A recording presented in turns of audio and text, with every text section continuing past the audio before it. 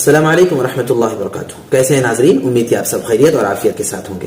سردی کا موسم شروع ہو چکا ہے اور سردی ہمارے جسم کے لیے اگر بہت زیادہ ہو جائے تو نقصان دہ ہوتی ہے.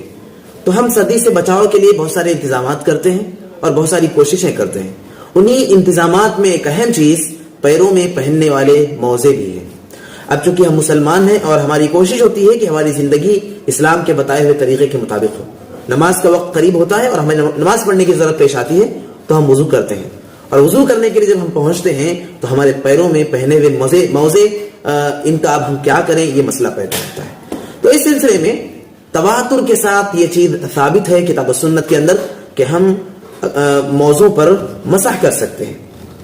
اب ہمیں دو چیزیں ذہن میں رکھنی ہوں گی کہ ہم نے جو موزہ پہنا ہوا ہے وضو کی حالت میں پہنا ہو, وضو کی حالت میں وہ موزہ ہم نے پہنا ہو. اور دوسری چیز یہ کہ ہمارے موزہ پہننے کی مدت اگر ہم اپنے گھر میں ہیں, اپنے وطن میں ہیں, تو 1 دن سے زائد مدت نہ گزری ہو, اور اگر ہم سفر پر ہیں, مسافر ہیں, تو 3 دن سے زیادہ کی مدت نہ گزری ہو.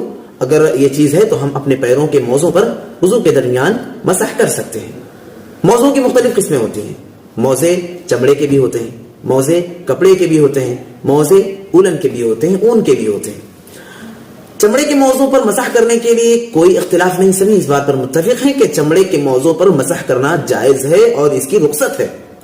لیکن اگر ہمارے موزے اون کے ہوں یا ہمارے موزے کپڑے کے ہوں تو ایسی صورت میں ہم کیا کریں گے؟ ایسی صورت میں بھی راجح قول یہی ہے کہ ہم ان موضوعوں پر مسح کریں گے. چنانچہ اس سلسلے میں اللہ کے نبی صلی اللہ علیہ وسلم کا عمل بھی ثابت ہے اور اللہ کے نبی صلی اللہ علیہ وسلم کی رہنمائی بھی ثابت ہے.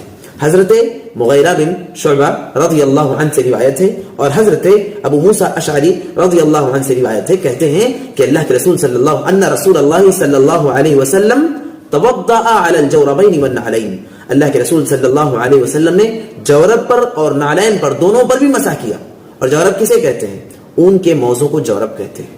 اسی طریقے سے اللہ کے نبی صلی اللہ علیہ وسلم کی ایک اور حدیث ہے, ابو ہریرہ رضی اللہ عنہ سے روایت ہے, کہتے ہیں کہ بعث رسول اللہ صلی اللہ علیہ وسلم سریۃ, اللہ کے رسول صلی اللہ علیہ وسلم نے صحابہ کی ایک جماعت کو کسی معرکے کے تحت کسی جگہ بھیجا تھا.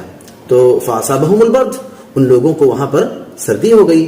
فلما قدموا علی النبی صلی اللہ علیہ وسلم, تو وہ لوگ جب اللہ کے نبی صلی اللہ علیہ وسلم کے پاس واپس لوٹے, شکو الیہ ما اصابہم من البرد, تو ان لوگوں نے اللہ کے نبی صلی اللہ علیہ وسلم کو اپنی سردی کی شکایت کی اور کہا کہ اللہ کے رسول ہمیں سردی ہو گئی ہے اور نماز ادا کرنا ہے. تو ایسی صورت میں ہمیں کیا کرنا ہوگا؟ نماز کے لیے جب ہم وضو کریں تو ہمیں پیر دھلنا ہوگا یا بس ہم مسح کر لیں؟ تو آپ صلی اللہ علیہ وسلم نے فامرہم ان یمسح علی العصائب والتساخین, تو اللہ کے رسول صلی اللہ علیہ وسلم نے حکم دیا کہ پگڑیوں پر اور پیروں کے موزوں پر مسح کر لیا جائے. تساخین کا جو لفظ ہے نا, یہ کپڑے کے ان ٹکڑوں اور چندیوں کو کہتے ہیں جو پیروں کی سردی کو دور کرنے کے لیے, پیروں کو سردی سے بچانے کے لیے لپیٹ لی جاتی ہے. چونکہ غربت کا دور تھا اور سارے لوگ ایسے نہیں تھے کہ جن کے پاس چمڑے کے لیدر کے موزے ہوں, اس لیے بہت سے لوگ ایسے تھے جو ایسی صورت میں کپڑے کے ٹکڑوں کو, کپڑے کی چندیوں کو یا دوسرے کپڑوں کو اپنے پیروں میں